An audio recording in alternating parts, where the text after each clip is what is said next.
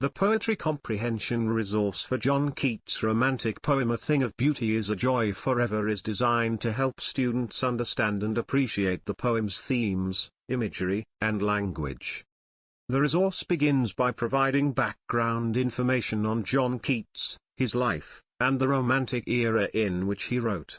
This context helps students understand the poem's place in literary history and the ideas that inspired Keats to write it.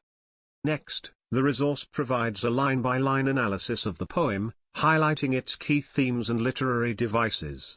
Students will learn about Keats' use of vivid imagery, such as the beauty that is compared to a joy forever, and the personification of the pleasures that never pass away. In addition, the resource provides discussion questions and writing prompts that encourage students to think critically about the poem and its meaning. For example, students might be asked to compare and contrast Keats' idea of beauty with their own, or to write a personal reflection on a thing of beauty that brings them joy. Finally, the resource includes additional resources, such as biographical information on John Keats, links to related poems and literary works, and suggestions for further reading. This comprehensive approach ensures that students gain a deep understanding of the poem and its context, and that they are able to engage with the text in meaningful ways. Don't miss out.